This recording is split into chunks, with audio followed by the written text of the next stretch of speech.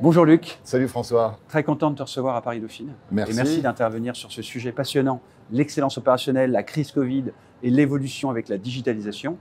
Pour toi, ça signifie quoi, digitalisation et excellence opérationnelle? Alors, l'excellence opérationnelle et la digitalisation sont tous les deux un vecteur de transformation.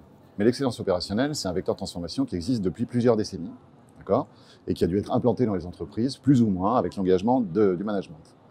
Est arrivée la dématérialisation, mais après surtout la digitalisation. La digitalisation, on verra ce que c'est au cours de cette conférence, mais c'est un second vecteur de transformation. Et donc de ces deux points résulte un troisième, c'est comment le premier vecteur de transformation excellence opérationnelle peut servir le second. Et dans son déploiement, et vice-versa, le second servir le premier.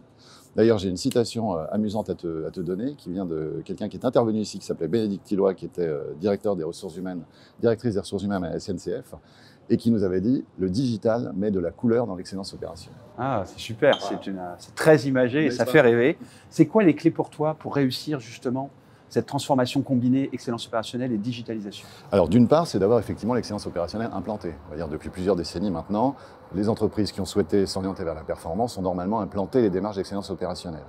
Et la deuxième clé, c'est effectivement de ne pas avoir d'injonction paradoxale ou de vœux pieux sur la digitalisation.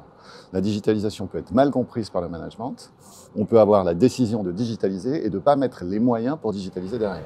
Pas les ressources, pas les formations, les accompagnements. Certes, mais ce n'est pas exclusivement ça, ce n'est pas exclusivement financier. Quand je parle de moyens, c'est aussi dans les processus et les organisations, parce que la digitalisation impose de revoir les processus à la lumière d'excellence opérationnelle, et on ne peut pas dire aujourd'hui, on digitalise, mais on laisse une direction digitale à part dans sa petite bulle, et on laisse de l'autre côté, direction et système d'information qui travaille comme en 1980. Très clair, et c'est ce qu'on peut vivre dans des grands groupes, pas forcément à la SNCF, mais peut-être, et dans des grands groupes aussi privés, des associations et beaucoup d'organisations. Absolument, je pense que c'est même ce qu'on vit un peu partout.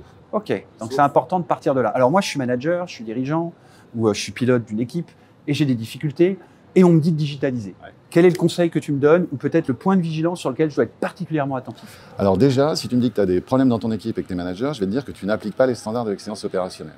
Qui sont des standards, des grands standards, management visuel, point 5 minutes, résolution structurée de problèmes, visite terrain, etc. Je ne te parle pas des grosses France Follines, des gros DMAIC, on n'en est pas encore là, mais il y a au moins les grands standards de base qui permettent de créer un collectif.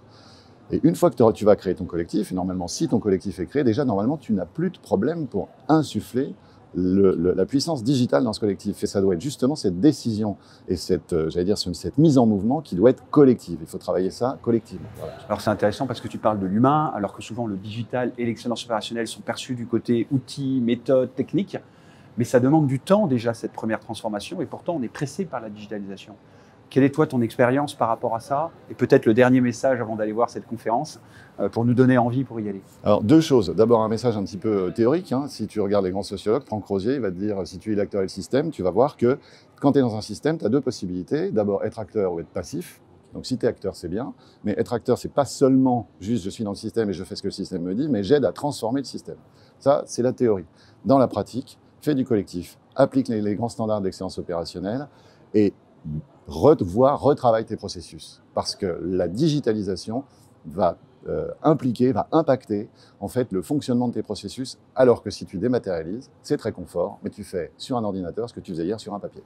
Merci Luc, on a hâte d'aller voir cette conférence que tu vas nous donner pour les élèves de Dauphine et puis aussi pour les professionnels qui nous rejoignent. Eh ben écoute, merci à toi. Et ravi d'être ici.